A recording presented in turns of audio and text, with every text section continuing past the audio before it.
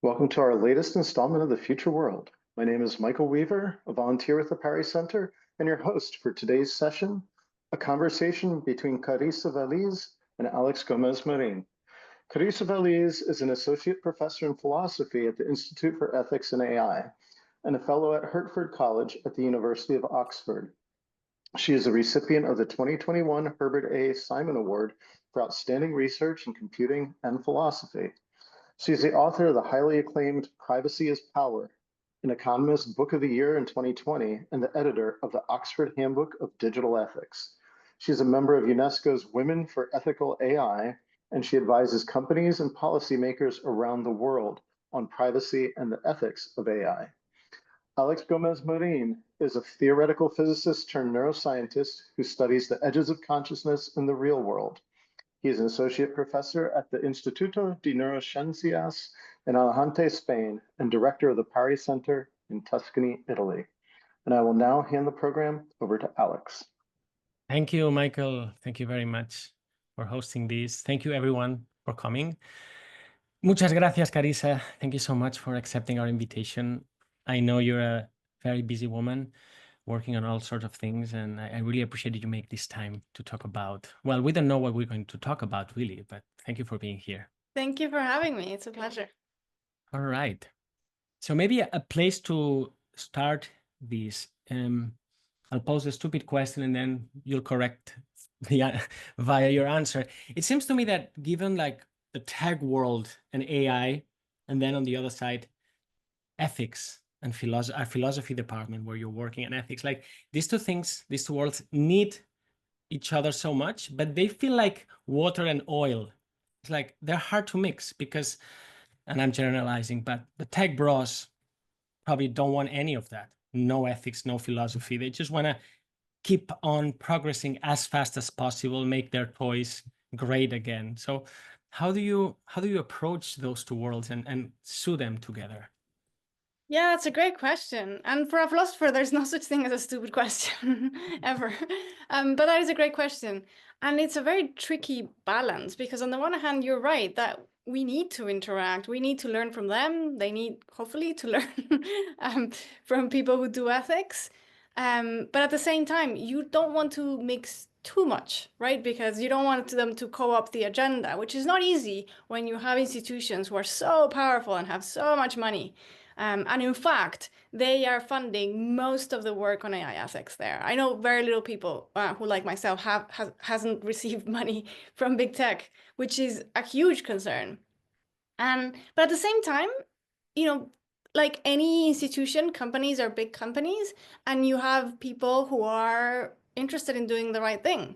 So when Twitter was Twitter, it was actually famously good for their AI ethics people, and they were very serious. They conducted their own studies. They published it even when they showed things that were problematic about Twitter. They had a great team of moderators, and within Google, you have people who are not there anymore, but they came from Google, like Meredith Whittaker, who is now the president of Signal, like Timnit Gebru and others, and Mitchell as well.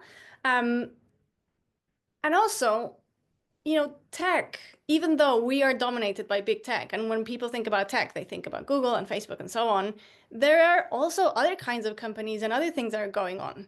So I am very proud to be part of the Proton Foundation. I'm part of the board of the Proton Foundation. And the foundation is the majority stockholder of Proton, the company. And it's a company that did the first encrypted email. So I got to know them from afar. When I was doing my PhD, I was looking like, surely somebody has to do an encrypted email. And these were people from CERN, really serious academics doing it. And so tech is diverse. And I hope that in the future, we see more companies who are willing to do the right thing, who want to design that technology to be supportive of people's well-being, of democracy. And there, the collaborations can be very rich. Yes, and I was generalizing. I, of course, know a few people who are in the tech industry and AI, and they have like really high values, and they're combining both. But generally speaking, what do you think is in it for them, for big tech? Like we have big tech and maybe small ethics. And I like how you put it, like there's a reciprocity, and it's more clear to me what your work can offer to lay people, but what's in it for them about your work? I love that question. So in the long run, if you're a company, ideally, you want your users to be happy with you. It's not ideal to have users who feel they're trapped and they're just being exploited and lied to and forced because they want to participate in their jobs or their education. Because when an incumbent comes and offers privacy, you will lose those users because they have no loyalty to you because you have had no loyalty to them. So the best kind of product is one which actually solves a problem and which people not only are forced to use, but are happy to use. Also, another thing that's in it for them is employee satisfaction.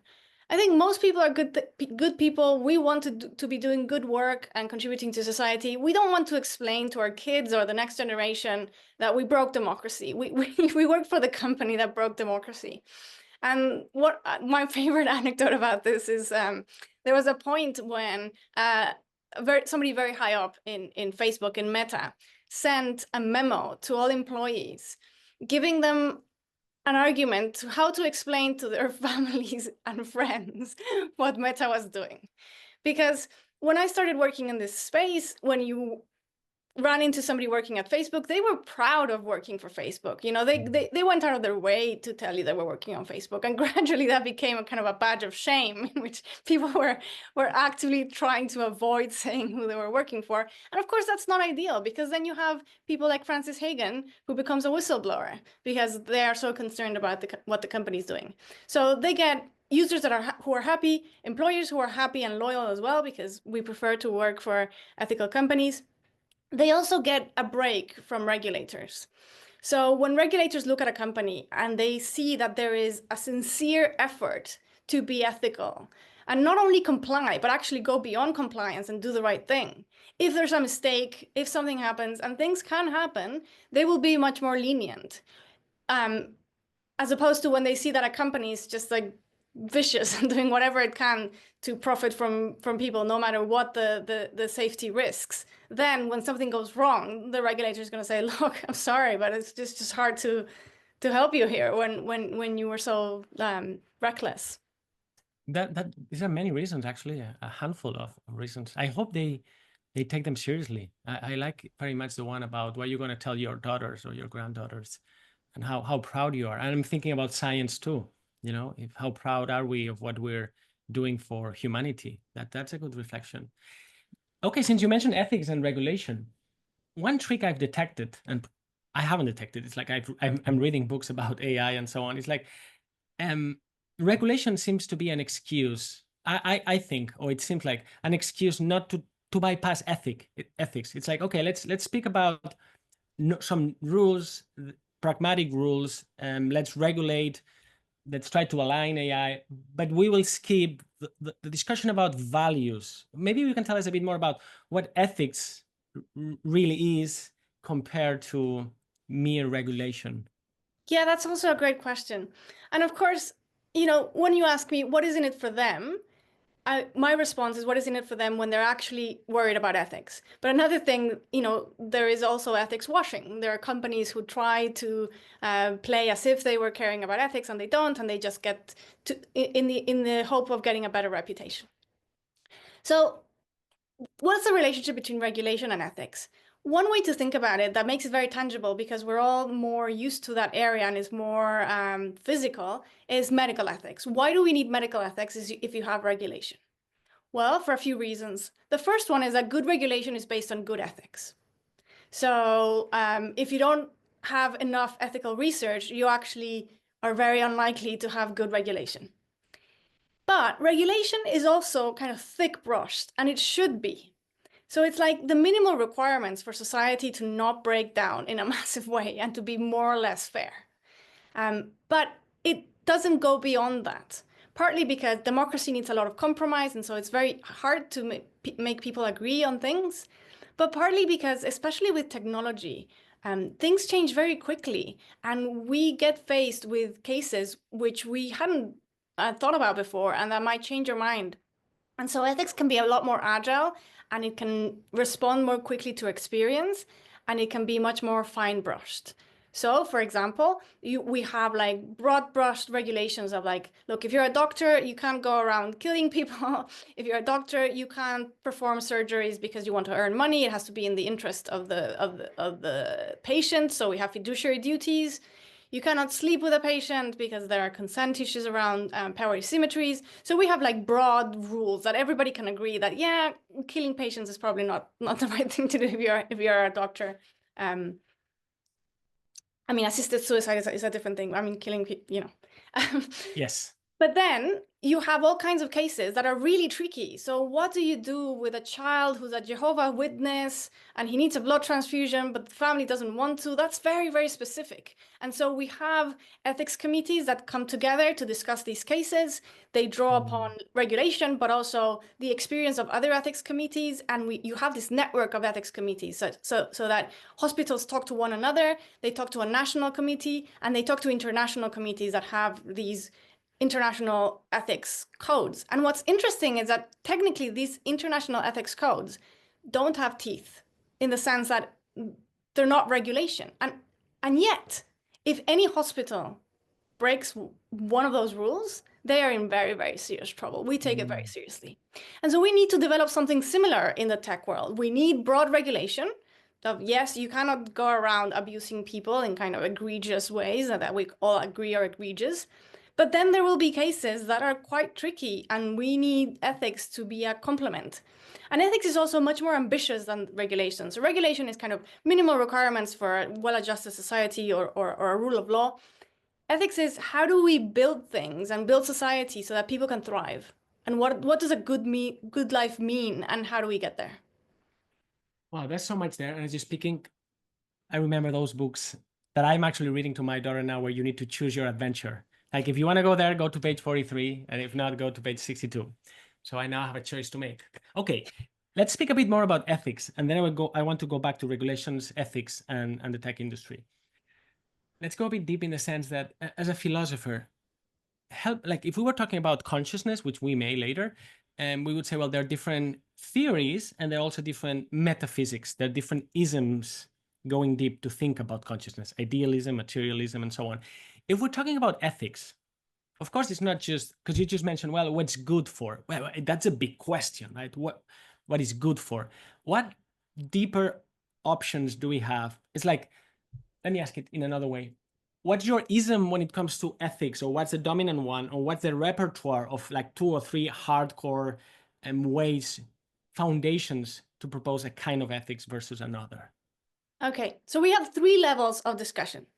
The more abstract level is metaethics, which is like at the level of metaphysics. And there you discuss things like what is right, what is wrong, like what does it refer to, what is a moral judgment, that kind of very, very high level questions. Then you have the mid part, which is like a theory of consciousness. And there I will come back to what are the options. And then you have practical ethics. And practical ethics says, look, we are aware of these debates, but we actually have a problem and we have to solve it now. So we cannot wait 300 years to solve like which theory is correct. We have to do something. What do we do? In the ideal case, you choose an option that is compatible with the 3 major theories in ethics. And sometimes that's possible. And there it's easy. When it's not possible, it gets tricky, but you need to make a decision that you can justify to society. And society today is very pluralistic, and you don't know whether the person who's going to lose out on that decision is religious, not religious, man, woman, what kind of metaphysics they have. And you have to have pretty good justifications so that you could tell anyone, look them in the eye and said, look, this is why I made the decision, and this is why it's better than the alternatives. Okay. So let's go back to the middle point. What are the theories? There are 3 major theories. Some people like Derek Parfit argue that if you really look very carefully at the theories, they converge. Most people think like, well, not really, but we should take these are, but they're not necessarily mutually exclusive. You can say like, look, we should take into account these considerations. So the first one is the most kind of common one, and it's consequentialism. it basically says we look at the consequences and we compare the consequences of what we do versus what we could do, other possible actions, or not doing anything. And whichever has the best consequence, we choose that course of action. There is a particular kind of consequentialism called utilitarianism. And that means that they maximize utility. And utility is typically cashed out in terms of well-being. So whichever act creates the most well-being, we go with that one. Now, consequentialism has all kinds of trouble. One of them is, where do the consequences stop? Because if I throw a ball, you know, it pushes something over the ledge, and that pushes something over the ledge, and like consequences are forever. So in our analysis, where do we stop and decide which is the best consequence? And if I can pause you there, and I'm having a rope as if we're going in a cave, so we won't get lost. I was thinking of effective altruism as like that thing just gone mad and nonsensical. All right, could you explain what effective altruism is and what does right and wrong in this context? I mean, I can also try to do it, but sure. Since you're much more expert than I am here. So technically, effective altruists, especially lately, claim that they're not utilitarians for a few technical reasons. And I think this is questionable. They come from a utilitarian background, and many of their justifications are utilitarian, and I think their most important decisions and justifications are utilitarian. But, you know, just for the record, they claim that they're not exactly utilitarian. So effective altruism is, on the surface, a very kind of attractive view. It's effective and it's altruistic. Like, what's not to like? But when you go into the details, it gets tricky. So the idea is that you should be altruistic. You know, if you can, you should, for instance, donate money to alleviate poverty. This was their kind of origin story. And especially if it doesn't cost a lot to you, you know, you're well off, you can do it without a major sacrifice. And you should not only donate this money, but you should do it effectively. So if there are two charities and one of them is much more effective than the other, say they save lives from malaria versus another one who, I don't know, just kind of plays movies for people, then you know, you should go with the first one because it maximizes utility. This movement has been very controversial for many reasons. One of them is that, you know, somebody in the chat says like, well, how many consequences might be unknown or unknowable? And that's in fact a very good observation. So in this case, for instance, effective altruists defended for decades that you should donate to this charity that used the money to buy nets for people to be protected from malaria. This sounds like a fantastic idea, but reality is tricky. So it turns out that the nets very often are used for fishing and not for protecting the bed, so that you get protection from mosquitoes. And it turns out that, you know, there's a huge problem of overfishing in certain regions of the world, and of contamination from these nets. And so now they don't recommend this anymore, but they recommended it for 10 years because they weren't taking into account these consequences that we didn't see coming. So that's effective altruism, like in a nutshell. Okay, but I was thinking of harsher. Maybe I can be the harsh one, because maybe you have a bit more skin in the game in the community. I don't. But then there's this version mixed with long-termism, right? And then they use their theories of digital consciousness, and then it's like, all right, how do we maximize the well-being of humanity? Okay, and then they do these analytical estimates, and they end up concluding that it's better to save the lives of trillions of digital souls traveling through space, you know, than actually the living, feeling humans today. And then they're willing to sacrifice like humanity now for this abstraction that they estimate, like even given the risks, that has so much value because it's inflated with their abstractions, that we should just care for those. Exactly. So, I mean, and it really gets political and complicated because, you know, an effective altruist, I think, would say, like, look, this is where the reason takes us. But somebody from the outside might say, like, well, you know, when you were advocating for poverty, the billionaires weren't very interested. But the moment you advocate for what is in the interest of somebody like Elon Musk, suddenly you're getting like millions of pounds or dollars in donations. And that's quite handy. So there are all kinds of political issues as well. And you're right. So when you look at consequences in the very long term, like, you know, 1,000 years from today, suddenly you get a population that can be in the trillions. Never mind that we might be obliterated by a meteor, like well before that. Actually, that could be a reason to accelerate that project. Yeah. And suddenly you start preferring to save the hypothetical lives of hypothetical future people and just neglecting the people of today and justice issues and all of the kinds of problems that we see from AI that are not hypothetical. Yes. Okay, then let's go back through the rope. So you were so that's outlining the consequentialism. first. Yes. Okay. The second big brand of ethics or like tradition in ethics is deontology. Deontology stands in opposition to consequentialism because it says, of course, consequences are important. Everybody knows that, and nobody can deny that. But consequences are not the only thing that's important. And in some cases, we should limit those. And there are some famous thought experiments. So I apologize for this, but like, philosophers are a bit grim when it comes to thought experiments. Yeah. And so the classical thought experiment in the literature is one of a doctor. So imagine you're a doctor, you have 5 patients, they're very ill, they're going to die. They have families, they're good people, they have valuable jobs. And suddenly you get a knock on the door and there is a homeless person. And they have a reputation for being a really nasty person. They don't have any family. They're a horrible person and there's nothing really wrong with them except a broken finger. And the doctor starts thinking, what if I kill this person? Nobody's going to miss them, and give their organs to the 5 very sick patients. From the point of view of consequences, this seems like a great idea. And you might say, well, but you're taking the life of someone. And you might say, well, imagine they're really depressed, so they don't even want to live. Like, shouldn't the doctor kill the 1 to save the 5? And of course, most people would say, well, no, because that person, and I don't care what kind of personality they have, has a right to life. And if we don't respect that, then people won't want to go to the doctor because it's too risky. What if the doctor doesn't like you and just kills you? And then the consequentialist says, well, but we can keep it secret. And the deontologist says, no, I don't care. That's just not okay. We can minimize the consequences, right? Yeah. Another classic thought experiment is, imagine there's like a huge concert or actually it's a sports match and it lasts for an hour. And there's a person who has an accident with the electrical cables from the sound system and is getting electrocuted. Now, if you stop the match and save the person, there are all these millions and millions and millions of fans who are going to miss out on the match, and there's going to be so much pleasure that is going to be lost.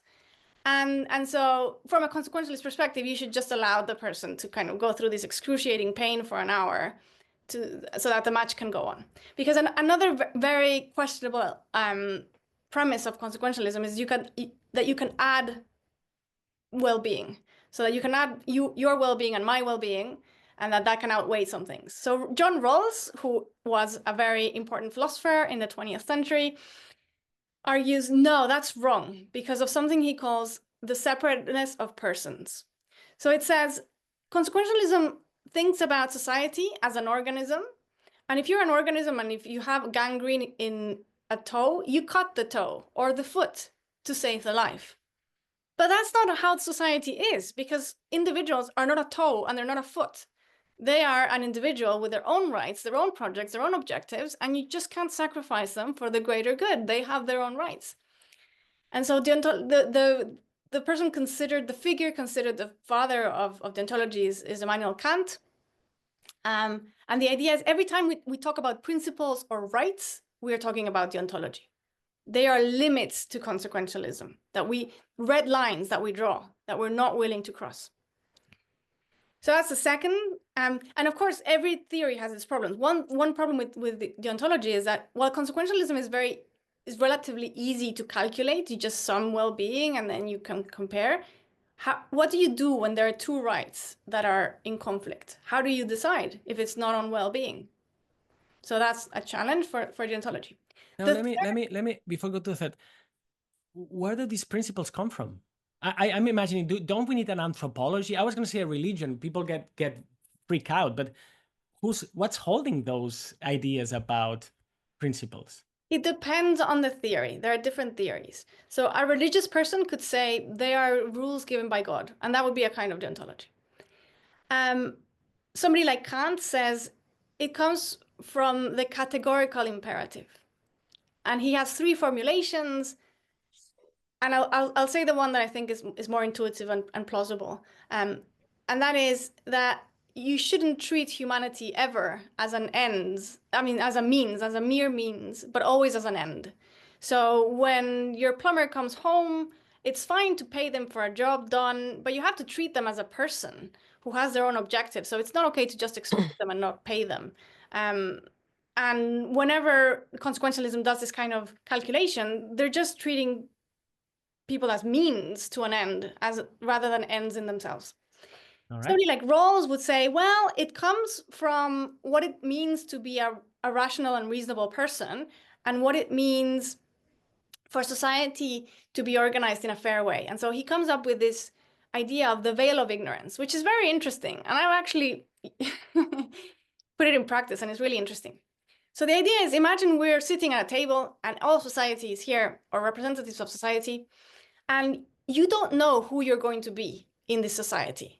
So your role is veiled to you. You might be a man, you might be a woman, you might be young, you might be old, you might live in one neighborhood or another, you might be an academic, or you might be a garbage man. And we have to come up with the rules of society together so that we think is fair, not knowing who we will be. And so that gives us an incentive to create society as fair as possible, because we don't know what our lot will be. So there are different ways of getting. Human rights are another source. So like reflections about what it is to be human, and what it is to have a decent human life, and what are the requirements for that. So we need safety. We need to be alive. Certain kind of basic needs like that. Yeah. So that's deontology. We've gone consequentialism, deontology, and the third big strand of ethics is virtue ethics. It comes from ancient Greece, very often related to Aristotle.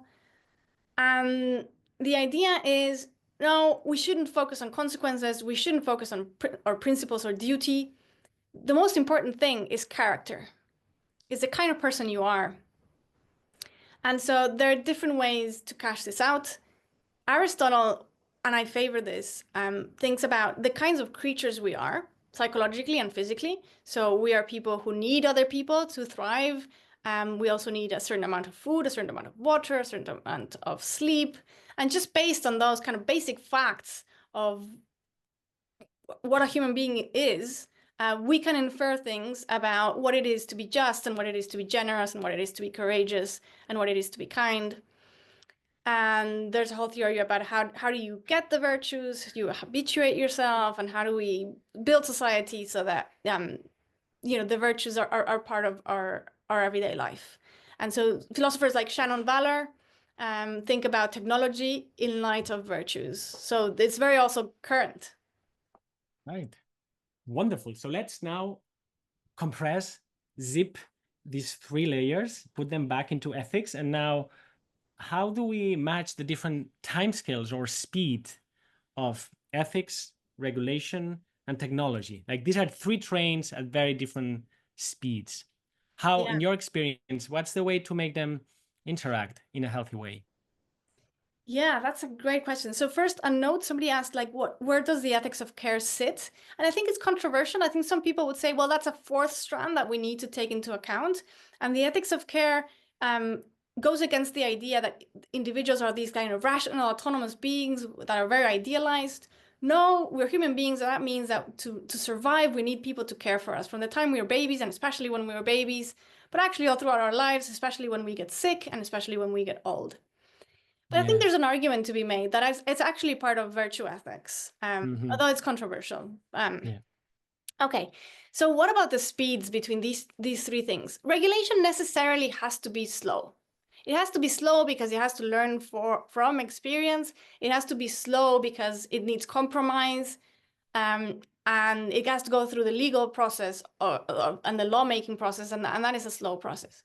But slow doesn't mean this slow. So a lot of arguments a lot of people are saying, like, look, AI is so new, we can't regulate it yet. We need to give it a chance to develop. Yeah. No, it's not new. How convenient. Let's give it a chance without any regulation first. Yeah, it's been around for a while. We're already seeing the damages. Slow doesn't mean not doing it. And at this point, I think we're just kind of not doing it. Ethics can be very agile, like I said, with medical ethics. And so you have ethics committees meeting all the time, coming up with new observations, publishing papers, learning from one another, changing things. There have been numerous codes of ethics that have stood the test of time, but also are renewed every now and again. And tech is going very, very quickly. Tech is going super quickly. It's going so quickly that as somebody who works on this, it's getting really hard to stay on top of it, because you have to stay on top of what's going on in the technology, what's going on in the regulation, what's going on in the research, and it's getting really hard. Yes, we were talking offline before starting about books that we're reading and how recent books about AI that were published or are going to be published soon, they seem to be already all dated given what has happened in the last 4 or 5 months in this world. Yeah, it's super fast. Yeah, that's really tricky. So when I wrote Privacy is Power, I was really trying to write it in a way that it would still be relevant years down the line. And fortunately, that is the case. And I think that's one thing about philosophy, ethics, but also good regulation, that it actually should stand the test of time pretty well. And you that's the mention thing. Like please, when I read Plato, it's not only mind-blowing that I can even understand it, but that it's actually relevant. It's kind of incredible if you think about it. And there's this famous phrase by Whitehead that Plato, that all of philosophy is just a footnote to Plato. Yes. And actually, that's still true. Yes. And your eyes lit up when you speak about those things. It's amazing. Yeah. Plato. Since you mentioned Privacy is Power, your book, that was your first book, right? That was my first book, yeah. 2020. Okay, why did you choose privacy as the ring to fight, and as opposed to other aspects that have to do with everything that's going wrong with technology and AI? Why privacy? Because I think privacy is at the root of it all. I think most other problems are secondary, in the sense that if we had much more privacy, we wouldn't have those other problems. And at the root of the business model that is wreaking havoc on democracy is the sale of personal data.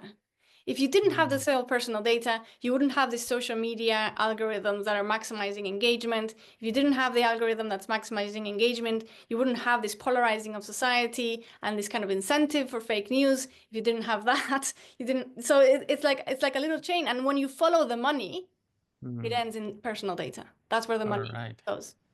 Fantastic. So how screwed are we today with this? Pretty bad. Pretty bad. How grim do you want me to get? Because it's dark. As much as you can, really. All right. Yeah. So this is something that people don't want to talk about because it's very, very grim. But when people think about the data economy, they think about how, your data gets sold for advertising. And that is a major, major thing. And maybe even the most important thing. But there is so much. And that is already very problematic, because that data, the same data for marketing, gets used for political propaganda. So it's not kind of minor. But the darkest aspect of the data economy is the following. The most visited websites on the internet since the beginning of the internet are porn websites. How do porn websites fund themselves? Most people think it's ads, but actually the ads are a distraction, so that you think that's the model. The model is the sale of personal data. And that industry, the porn industry, is notoriously associated with other horrible things like human trafficking and child abuse and all kinds of the grimmest of grimmest in the dark or black economy or whatever it's called. And when you follow the money, that's where it leads you. And that's a very uncomfortable thought. Can you remind me the percentage of the internet that's dark? It's a lot, right? It's like dark matter and dark energy of the universe, but for the internet. It's a lot. I don't know it off the top of my head, but it's scary. Yeah. It could be 80%. Could it be? I don't know. Order of magnitude. I've heard about that and I was very surprised. Like, that's a great chunk of what's going on underneath. Yeah, but even just thinking about like porn websites, I mean, that's not necessarily part of the dark web, and it's it's a lot of traffic. Yeah, yeah. Are people changing their minds, do you think, about that? Books like yours may have helped, but do you see a trend? Because you may have been monitoring, I don't know how one does that, but like our sensibility. I mean, I still find people, but that was true a few years ago. Like, I don't care. I mean, if the YouTube algorithm knows me better, that's just great, better service. Like now with ChatGPT, like we think we're asking and the machine is responding. We're feeding the beast with our breadcrumbs of our own lives. And people say it. I like that it's taking as much as me as it can so that it answers better. Yeah, that is so politically naive and so disconnected from how power is working in our life today. But I think there's much more awareness than when I started researching these topics. When I started researching these topics, I mean, people would warn me like, you're not going to have a career. Nobody cares about privacy. It's part of history. It's not philosophy. And today, it's obvious that it's very, very relevant. So in that sense, things are better. But this is a big, big fight. It's not like titans going at each other. And at the same time, yes, there's more awareness. There's better regulation than, say, 8 years ago. We're having conversations that we weren't having before. There's tech that is better. So encryption has become pretty standard, although in the UK, Apple has just been forced to not offer encryption to the UK because the UK forced them to either break encryption or not have encryption, which is outrageous. But anyway, so yeah, there are advances, but at the same time, we are collecting more personal data than ever. I see more cameras than ever, more sensors. I get the feeling that tech is becoming more and more authoritarian. There are less and less options. So I do something not logged into my account, and I get a message from another service saying, oh, you did this. Do you want this other thing? It's becoming harder and harder to actually have your technology do what you want it to do. And of course, generative AI isn't helping one bit because it makes mass surveillance very, very easy. You don't need a person anymore analyzing the data. You can just kind of automatize it. And that makes it incredibly dangerous. And of course, people, as you say, are feeding a lot of data into it. And people are not aware of the data they feed into it. So for instance, when you feed just plain questions, you have no idea that the system might be inferring from how you speak a lot of things about you, like your social class and whether you're a foreigner or not, and where do you live, and then using that for other things. So when people think they're giving data, they're giving actually much more data than they can possibly imagine. What would be 5 tips? I'm imagining five tips for privacy. Like if we were teaching non-digital, but physical privacy is like, okay, close the door, don't speak aloud if a person is coming and you want to say something to your family, like because they don't need to hear it. What would be 2 or 3 or 4 basic tips for us to cultivate habits that prevent that? So the most important thing is to have devices that are safe enough. And if you buy a device from a company that earns most of their money through the sale of personal data, they have a conflict of interest that is never going to go away. The second thing is to use alternatives whenever there are alternatives that are privacy friendly. So don't use WhatsApp, use Signal. If you compare the amount of data that they collect, it doesn't have a comparison. Signal only collects 2 data points from you, your phone number and the last time you were online, or the first time you got connected, I forget, but like very, very little. And we know that it's true because when they've been subpoenaed, they didn't have the data. Instead of using Google search, use DuckDuckGo. It doesn't collect your data. Instead of using Dropbox, use Proton Drive. And again, full disclosure, I'm part of the Proton Foundation. Instead of using Gmail, use Proton Mail. Use a VPN. Proton has a very good one. So try to use tools that help you. And there is a website called www.privacytools.io that offers alternatives to whatever you want.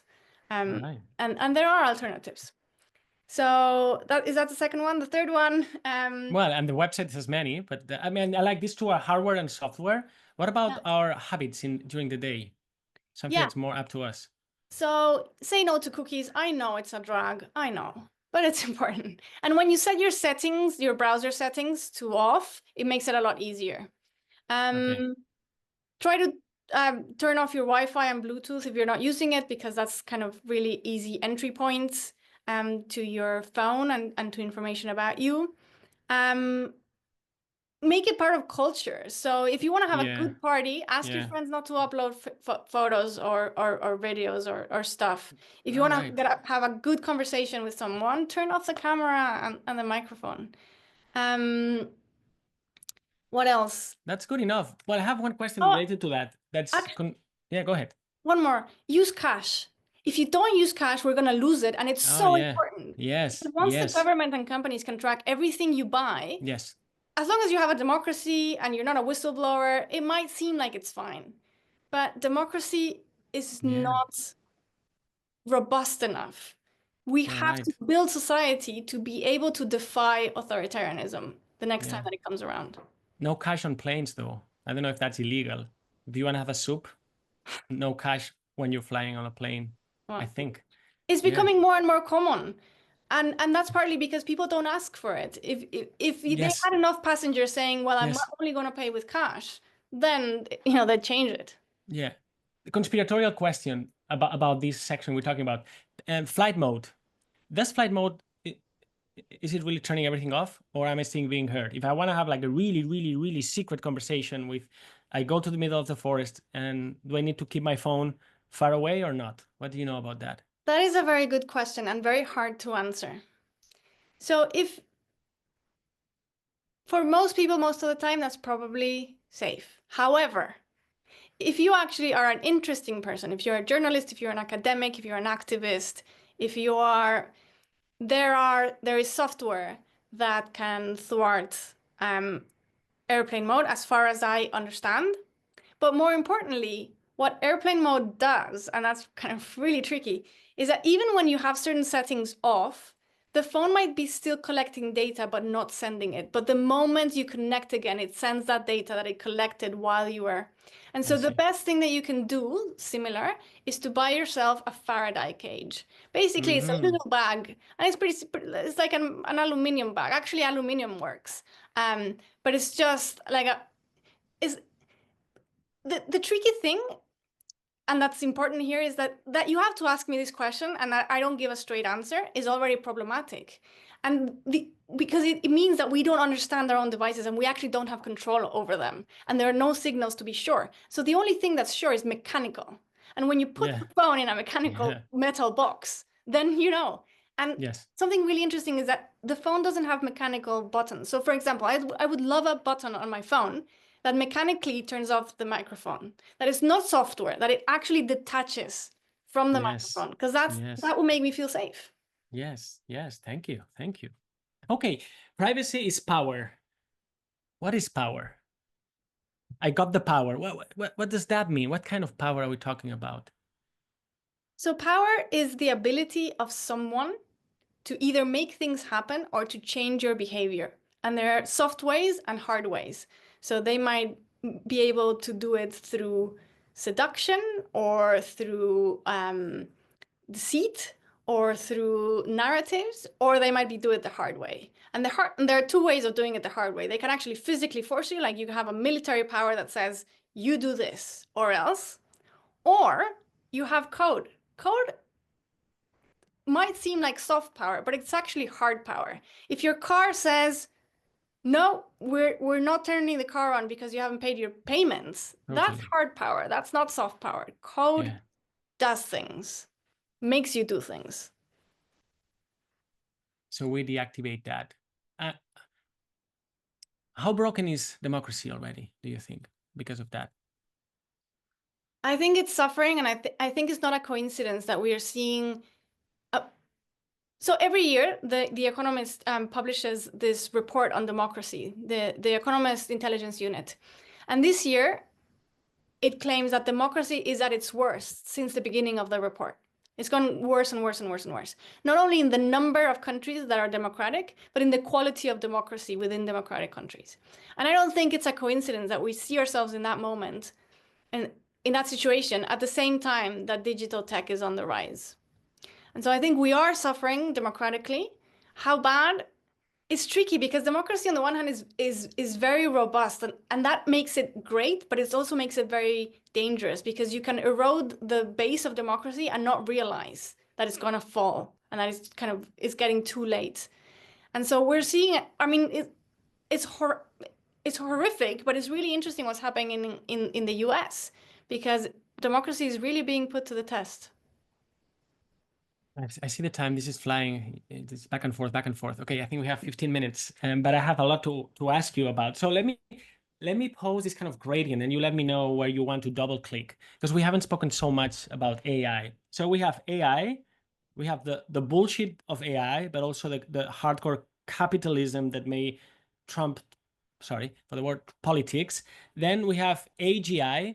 To what extent adding the general intelligence to the equation changes things qualitatively or not? And let me continue, and again, let's go wherever you want. Then we have the prospects of AC, artificial consciousness. Like, that's another gear. And then we have what I call artificial spirituality or artificial transcendence, which is like, no, you have everything, it's all in. It's artificial general intelligence that is conscious, and it's going to be your salvation, and transhumanism and so on. Let's navigate these with the time we have. Where do you want to go? So let's go to AGI first.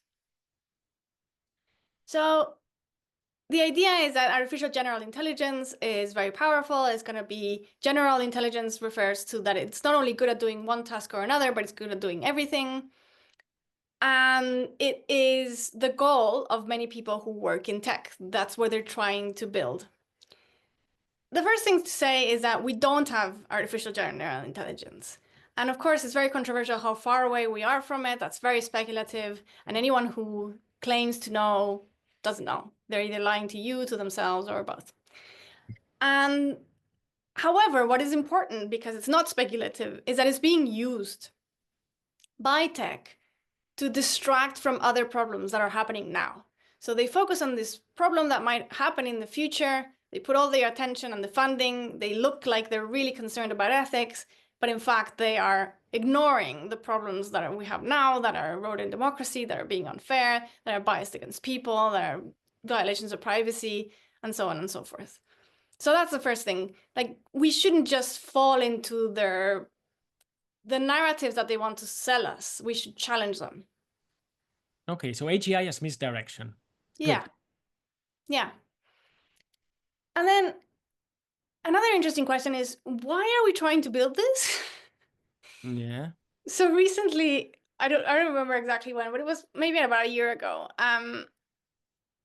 Jeff Hinton, who has since won the Nobel Prize, came to Oxford to give a talk. And the talk was basically a warning about how dangerous AI is, and how, because we might build general intelligence and it might not go our way, it might not favor humanity, and that we should take this very seriously. And so I had the opportunity to ask him a question, and I said, look, you come here and you warn us. If you think that's really true, and if you, knowing what you know now, if you had to live again, what would you do different?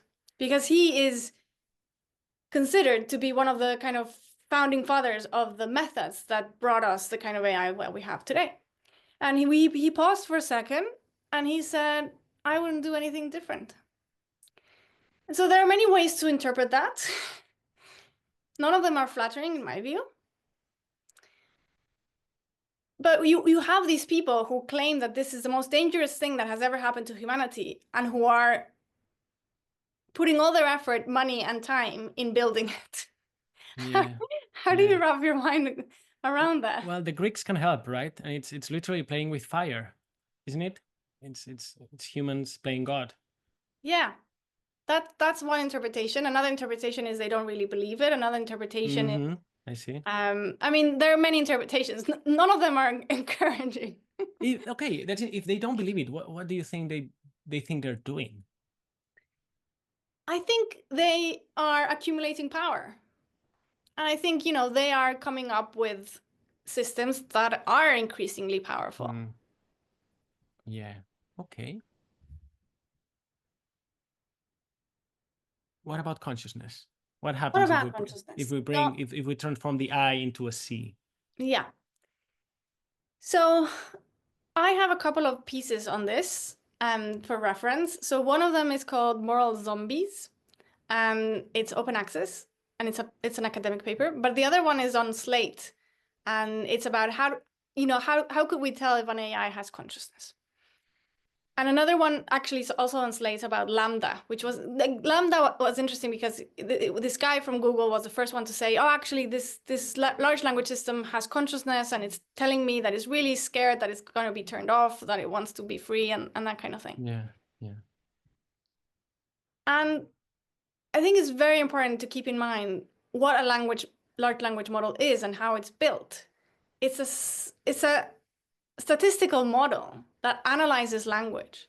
So when you ask a large language model, do you like apples and what does an apple taste? It will say, oh yeah, I love apples, especially the red ones. They're so bright and they're so sweet. They have this crunchy feeling and I love how sweet they are and that kind of thing.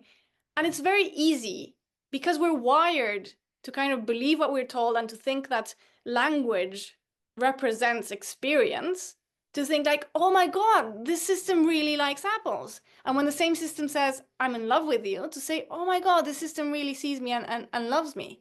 But when you think about how that system is trained, you realize, no.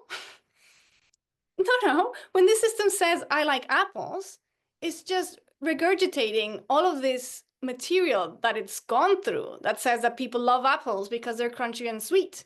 It's never tasted an apple. It cannot taste an apple. It doesn't have that ability. It's not the kind of thing. So I argue in a paper in Nature called Chatbots Shouldn't Use Emojis that chatbots are misleading in two ways. One, they express emotions that they don't have, in the sense that, when they express like a laughing emoji, they're not laughing. But secondly, they can't even laugh. It's not that they're not laughing and they're frowning. It's like, no, it's just not the kind of thing that laughs. Yeah. And so for the time being, I think it's absolutely ridiculous to talk about consciousness in the context of large language models or in the kind of AI that we have now. Is it possible in the future? Right? That's like And what would you do as an ethicist, right? Yeah. The moment you need to decide whether you cannot unplug ChatGPT 7 because that would be like mass murder. Right. So again, there's a Slate paper on how would we know? And the short answer is we wouldn't for sure, and definitely not on behavioral terms or on terms of taking what the model says at face value. But we have a sense from how things are built. And one of the reasons we have consciousness and we feel is because we're embodied beings. So when I say I'm happy or I'm sad, there's not only an electrical signal behind that, there are also chemicals.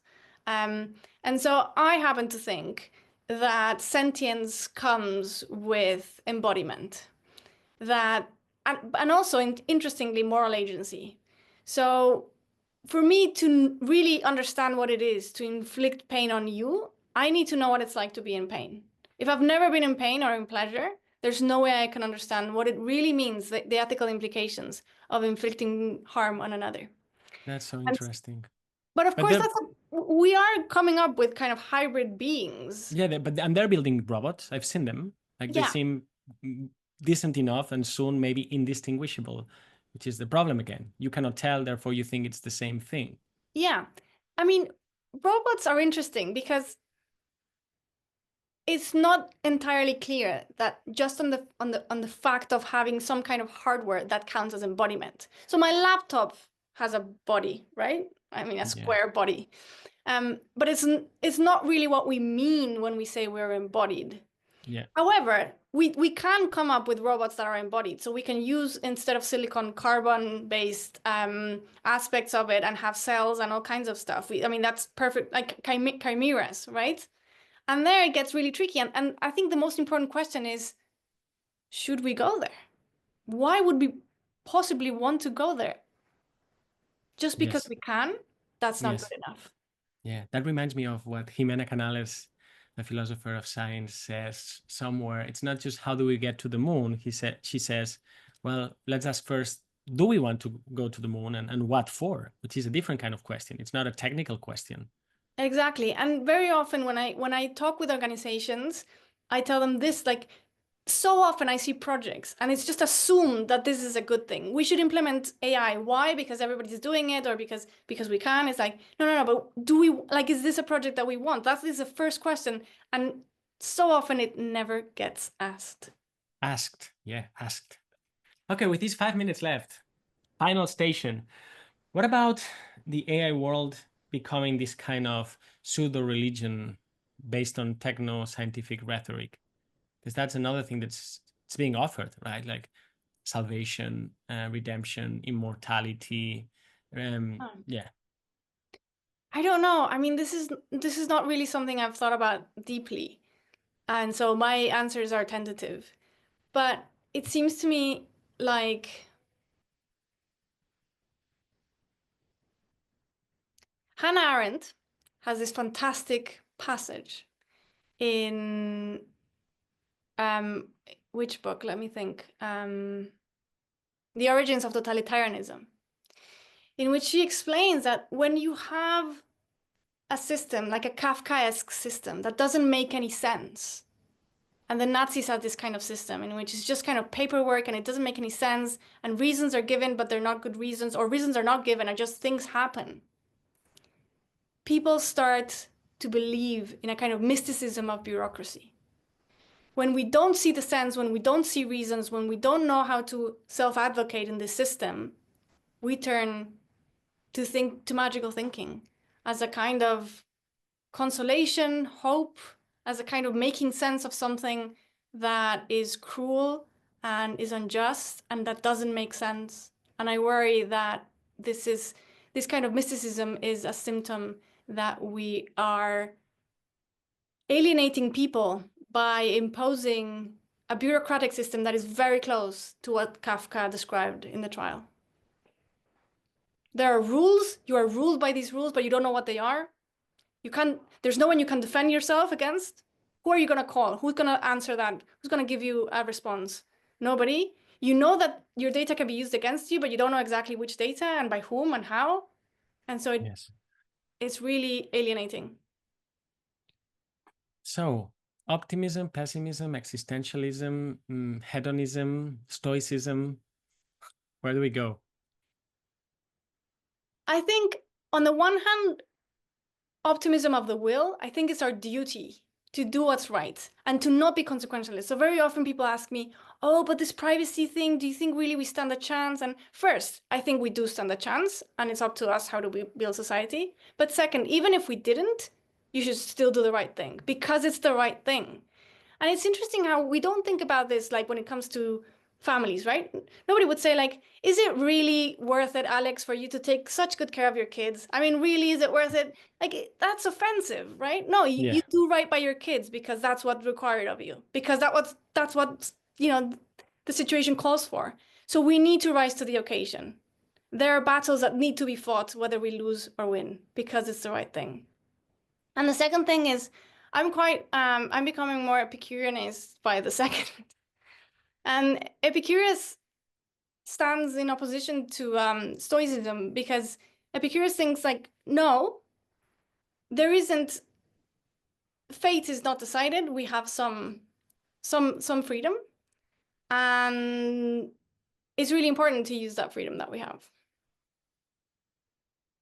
Let's leave it here. Thank you so much. You're really a guiding star for all these matters. Thank you so much, Carissa. I don't know, but we'll do our best. Yes. Okay. Time to open it up for comments, Great. questions. Yes, if you have a question, please use the raise your hand function under reactions at the bottom. So if you have a question for Carissa, please use the raise your hand function and I will highlight you as you drop in.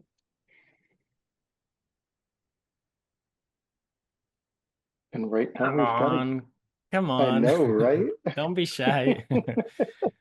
Or you can use the chat if you are a little shy as well. Or we continue, because I always have more questions. So somebody asked, like, how do we calculate the right thing? And I think that's a good question. Most of the times, I think we know what the right thing is. most of the time. So there are very tricky situations in which it's really unclear. But most of the times we know. And so it's more a question of committing to doing what's right than figuring out what's right. But in the cases that are really tricky, so something that I find very important is to talk with other people. People give you perspective, and especially if they're stakeholders, right? So sometimes it's really hard to put yourselves in the shoes of another person. And very often I see this in institutions, we fail to ask the other person, what do you need? What is it like to be you? Yeah. Before we jump, I see a question, but before we jump, there's something about this question that's weird for me too. Like, that's the trolley problem, which we haven't spoken about. But if you would say, well, here's this trolley, and then you can decide what wheel it will continue on. The one, it will kill like 5 10-year-olds, but on the other 20 60-year-olds, and decide. I think this calculation cannot be done and should not be done. Like, there's something profoundly immoral in certain ways of asking questions. It is as when philosophy, where you have an ill-posed question, attempting to answer it, it's already, it defeats the purpose. So some of those, and you're saying philosophers sometimes are like that. They make these abstract cases, and I understand they're like limit cases or caricatures to magnify certain big roots and see where you want to go. But ultimately, like, when something happens, like something comes from within you, and you'll just do whatever it needs, and you'll do it worse, better or worse. But that's what happens. Like when somebody acts heroically, there's no calculation. It just happens. Yeah, so that's really interesting. And I think there are many acts of heroism in which people report exactly this. And Bernard Williams has a great phrase. He says, look, if your spouse is drowning, and you're calculating whether to save her or someone else or something like that, that's one thought too many. So this idea that if it's not like a natural reaction, you're going wrong somewhere. So Aristotle would say, yes, you cultivate the ability to be virtuous, and you learn to take pleasure in virtue, just like you learn to take pleasure in a good wine. And so you habituate yourself, as you do with exercise or with anything else, to do the right thing and take pleasure in it. And then when the dilemma arises, you're more likely to react in the right way. Yeah, and maybe this goes beyond reason and also below reason. It's something very embodied, and also maybe it's transrational, because I think some of those questions, reason has some role, but at the same time we need to say, okay, now thank you, shut up, because you're messing with the whole thing, like we were saying about effective altruisms, when it becomes long-termism and all these other isms. It's just reason becoming so unreasonable. Yeah, so it depends on how we define reason as well, and whether we make a distinction between rationality and reasonableness. But something like practical wisdom, in the sense of Aristotle's kind of thought that when you have practical wisdom, you have like a kind of reasonableness that is embodied, that has to do with habits, that is much more human. Reasonableness. Yes. Thank you. Great. Okay. Perfect. We've got a few questions in the queue. Todd, if you unmute yourself, I will highlight you and you can ask your question. Unmuted. Well, I will remain an optimist, but I think there's ways of knowing that are universal and beyond our rational ways to mess with ourselves. But my question to you, Carissa, is how do you counter those that come to you with a gleeful transhumanist point, those that feel we can leap beyond what it is to be human and that somehow will be better?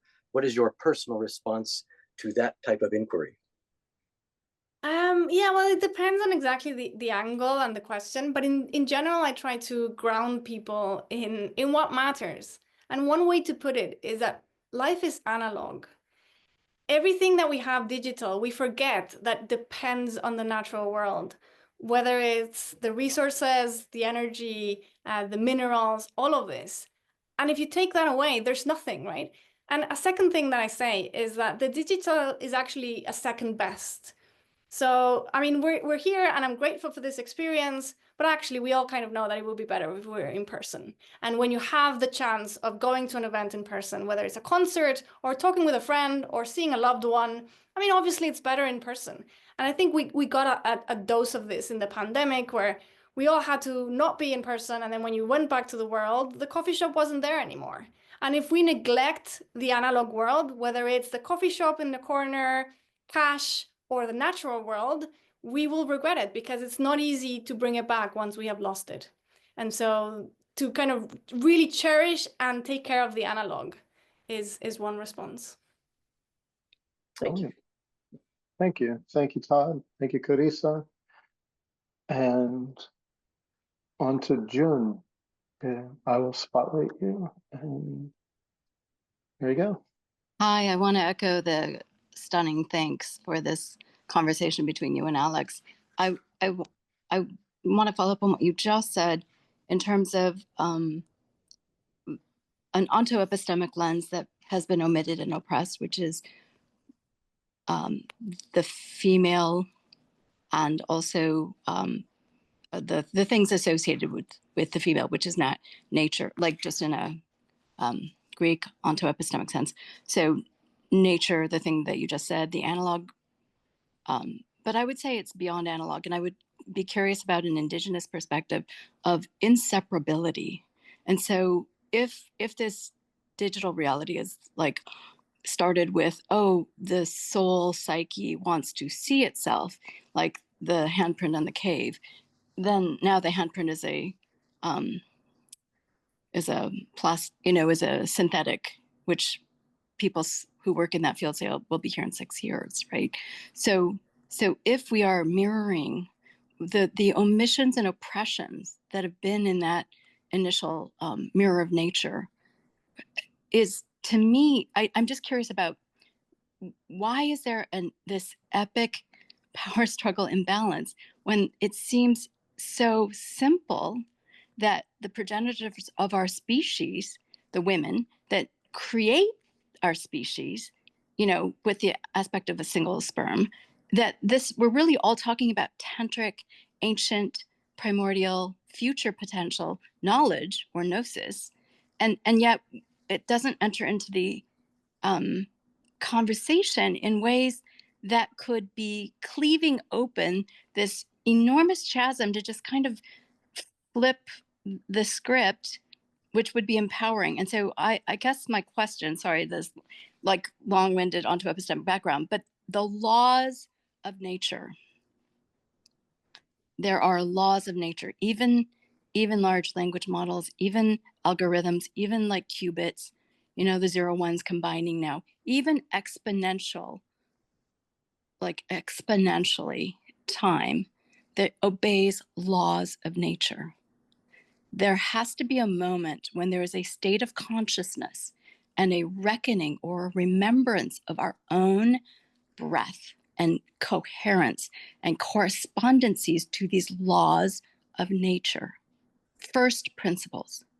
And in so doing, in so being, that consciousness or awareness, which presences us to our own internal mirror, reflected in nature, reflected in the tree of life, reflected in Gaia, reflected in the stars, reflected in all that singularity and the growth of forms and patterns, it must be known to children.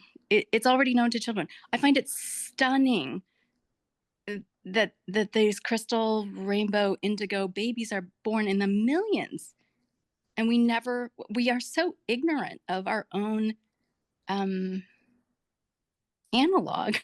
And it's so fun. It would be so fun. And so I love you to death because you have very succinctly articulated this whole thing for almost an hour. And at the very end, you're like, well, you know what? Nature. And so I would love to hear, I'd love to understand where in the gap is not the bridge, because I think it's more like a ramp. Where's the bird's eye view? Where's the eagle's eye view to then see the labyrinth? And also, particularly from the lens of time, because we haven't talked about temporal issues. Like if we can, as humans, this is our superpower, we can literally go into the future. We can see this thing play out and then come back to the present with that gnosis and then make the decisions to empower the through education. I mean, the Surgeon General said that healing actually is legitimate. So what are your thoughts, Carissa? Yeah, thank So, I Like, mean, do you there's have, thank you, Jen, for your questions. Thank you. And thank you for the nice comment. There's a lot there, and I'm not sure I'm the best well-versed person in some of those topics. But I think that I see the world like there are two lenses. One of them is power, and power matters a lot because it plays out in the public sphere. But also it has to do with what you were saying about women. And at the end of the day, most men are more physically powerful than most women. And it's kind of primitive, but that has a big role in the public sphere. And there are other kinds of power, right? Power that we have monetary power and military power and political power and all kinds of things. But there's also the world of non-power. And I think it's really important to also acknowledge it. It's not all power, right? And relations of friendship and of truth and real collegiality are relationships in which we decide not to use our power against each other, but we actually come together and try to figure out what the truth is as scientists, as academics, or we come together and help each other as friends. And this is like a non-power world. And I think in this moment in which so much is happening in geopolitics and everything seems so tense, I think it's very important to be well-versed in power so that you can see what's going on and understand it and analyze it and call it out, but also to be aware that it's not everything about power and to not fall into cynicism. That, you know, there are people who are decent, there are people who are brave. Sometimes we know what the right thing to do is, and that we have a chance to participate in our society and make it better. Let me jump here, Oh, Michael, Can I interrupt you, Alex? I want to assert something that we never say. If lust, libido, pornography, and all of these things is the thing that is driving and incentivizing the economy of trafficking and Epstein, you know, right? Like all the manipulations of that whole Epstein power billionaire in the government, politics, everywhere. If that is a driver, then the power that women have always had is their sexuality, and not as physical power is almost secondary to libido, is what your data is showing me. So I just want to insert that. Sorry. Thank you, guys. Thank you. Great. Thank you so much, Jen. Wonderful and scary. I was gonna follow up on this question, asking you, Carissa, again. Thinking about and I'm aware of the time on the question, so the two other hands will get their chance for sure. Is there something about technology, not AI, that inevitably ends up maximizing this pernicious aspect of power and suppressing this non-power world? That is a really good question. I don't think it's necessary. So when I think of certain kinds of technology, it doesn't come to mind. Like, for example, the bicycle, it seems like that is a technology that empowers almost everyone because it's very easy to use and it just makes us go faster and it's easier. And, you know, I mean, that's one example, but yeah. So a necessary connection is a very strong connection. However, there is, of course, certain kinds of power that of technology that certainly enhance power in problematic ways. And one of the problematic ways of digital tech is that it's increasing inequality. And I think there is a lot of research showing that that's the case. And so the more we use tech, the richer very few people get, and they decide what tech looks like, and they're earning really millions, even just kind of not very high up jobs in tech companies. I mean, they earn so much more than the average academic. And what does that tell you about our values and about where this is going next? Yeah, another to ponder. Yeah, not just privacy, inequality. Thank you. Great. And thank you for the bicycle example. It's sweet. Yeah. All right, Michael. Alan. Thank you, Michael. Oh, sure thing. I'm very affectionate with bicycle because it makes you stronger too. Alan, if you would like to jump in with your question. Carissa, Alex, thank you. My question really goes back to data. other than my mobile phone number, I've never really been that bothered about protecting my data on the basis that I mean, I struggle to imagine how I'm going to be tricked or, some fraud is going to, take place against me. So I think my question is, am I just being very naive? Thank you for that question. Yes. So, I mean, not to kind of plug in my book, but I wrote Privacy is Power, thinking of the person who thinks, I have nothing to hide. I've done nothing wrong. I'm just a normal person. Why should I care? That's how I wrote the book. And the short of it is, well, if you have relationships, if you want a democracy, or if you might change houses or jobs, or then you have an interest. So the way I put it is kind of, unless you're kind of masochistic, you want to suffer from fraud, you want to experience a dictatorship, and you want to kind of throw your loved ones under the bus, you have reasons to protect your privacy. And we're seeing it in the United States right now. So in some ways, I wish that Privacy is Power was published today, just because the moment just exemplifies so well how privacy and power relate. What is the first thing that Musk does? He goes after the data. He tries to access the most personal data of federal employees and of the population who have, in principle, nothing to hide. But suddenly, what if Musk doesn't like you because you voted for the wrong party, or because you're a woman who had an abortion, or because your daughter might have had an abortion and you don't know about it, but it's actually through your data that they get to her? Or there's so many, basically, privacy protects from possible abuses of power. And as long as people are people and institutions are institutions, there is always going to be the temptation to abuse that power. And you never know how it can hit you. You don't know if it's going to be an identity theft, that they just steal your credit card and use it, and sometimes commit fraud in your name. And it's actually very hard to prove that it wasn't you. Or it might be that you apply for housing and you don't get it because it turns out that you're the wrong religion or the wrong ethnicity or whatever it might be. Or it might be something more political, that they use your data to try to sway elections. And it might not be you. It might be somebody related to you. That's terrifying. Thank you. Sorry. Great. There is an appreciate optimistic that. view here. Thanks for your question, Alan, and thank you, Carissa. Marie-France, if you would Yes, I did. unmute. Excellent. You mentioned the difficulty of keeping up with research and literature in the ethics of AI. So my question is, what happens when, with the speed of evolution in that domain, you need AI to be able to keep up with the data? Yeah, so that is a really tricky question, because I think it's tempting to think yes, and it might actually be true in some senses, but it gets really tricky because AI is not neutral. AI is built by certain kinds of companies that have certain kinds of interests.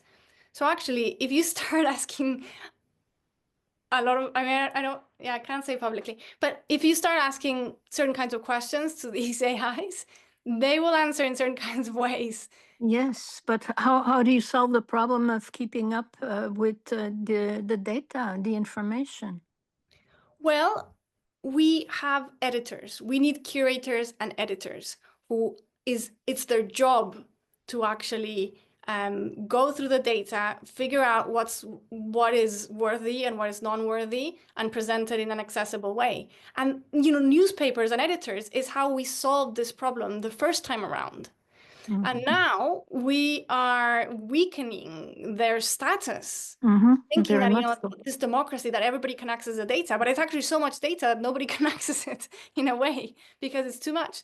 So we need to bring back the figure of the editor and the curator. Thank you very much, and thank you for your expose. Thank you. Brilliant. Thank you, Marie-France. Thank you. I have one And more, if there are no more. You have I I have a question too, Oh, actually. please, Michael. Excellent.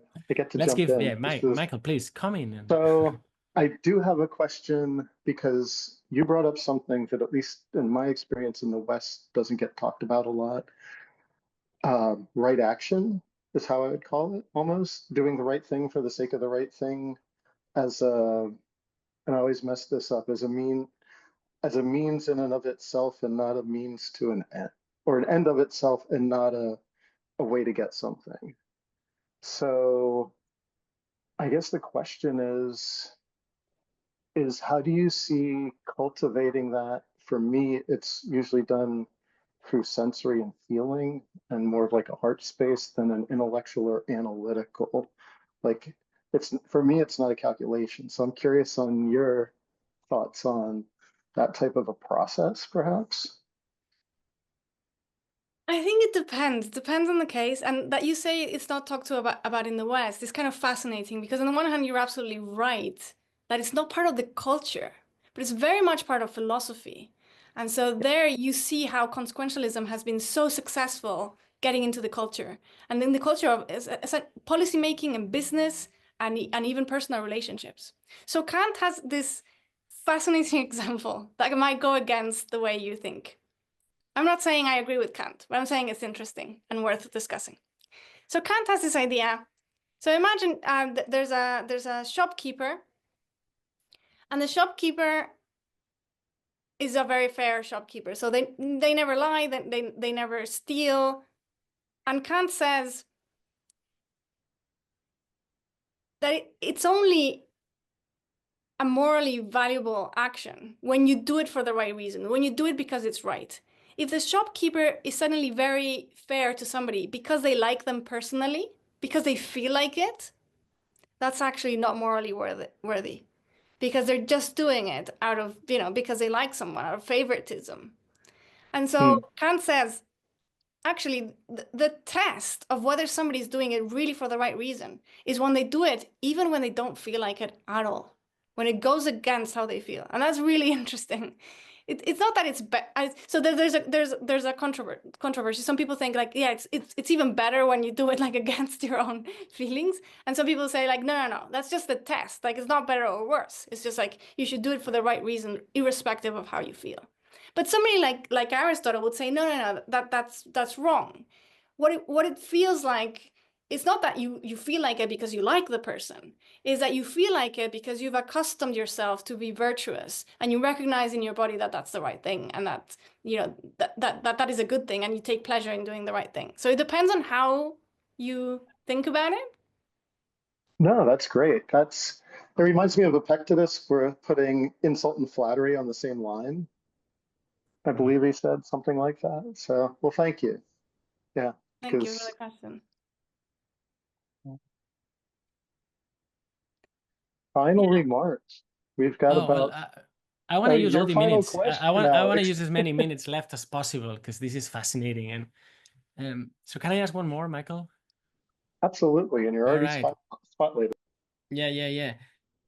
This is more an anthropological, sociological question, Carissa. But do you know of different modes of relating with digital technology that we may find in South America, in India, in Japan? Because we tend to speak of it as if it was all kind of our neighborhood, like Europe, United States, Canada, whatever. But are there other major approaches that we can learn from or have hope in that just come from, we're global, but we're also indigenous to where we are? And so I wonder, what have you studied or read about that? I mean, I don't know. I'm neither an anthropologist nor a sociologist. And so the right answer is I don't know. But I have an example that is quite quirky. So of all the friends I have who are British, yeah, only one, and he's quite un-British, uses voice messages. Like, British people don't like to use voice message at all. Whereas with all my friends in Spain, I communicate through messages. My hypothesis is that the voice is a very embodied message. It's much more personal. You can tell from somebody's voice whether they're doing okay or not. And the British person doesn't want to reveal that. They want only to be the text that gets revealed. Now, interestingly, my Mexican friends, this drives me off the wall. They listen to messages on twice the speed. And so you hear all around the country people listening to messages that sound like chipmunks. Yes. And it shows you like how accelerated the culture is. And so I see these little differences that catch my attention, but I don't have anything more than anecdotal to say. And and everywhere I go, we probably use our phones too much. Yeah. Curious and probably relevant. Yes. I relate to that. I use a lot of audio messages. Yeah, but I like talking. Do you play them at twice the speed? Yeah, 1.5. Yeah. Maybe I'm not Mexican enough. 1.5. Yes. And sometimes I wish I could listen to at the same time, but I know that's sick. That's sick. All right. Final thoughts. For me, it's a gratitude. I know maybe today it's not your best day for different reasons, and you've been absolutely lucid. Thank you so much, Carissa. Thank you so much, Alex. It's been a pleasure. Thank you. Yes, before we go, I have a few announcements to make. First of all, thank you, Carissa. Thank you, Àlex. This has been delightful and also insightful, and I appreciate how you said how you're very much on, yes, even you who have nothing to hide, you want to be vigilant with this. Before we go, there's a few announcements. I also would like to thank the members of the audience. The questions are so important, and I'm glad some of you kind of came out of your shells and asked your questions, because that always adds another flavor, another dimension to what we do here at the Parry Center. This weekend, we have the final 2 installments of our Beyond the Looking Glass series. We're ending with Heisenberg's Potentia for the Theory of Consciousness with Stuart Kaufman on Saturday, and the Tao of Emotional Sentience with Catherine Peel Kaufman on Sunday. You can sign up for these and other events at parrycenter.com. We hope to see you all again at the Parry Center, either here online or in person in Tuscany. Thank you again, and have a great day.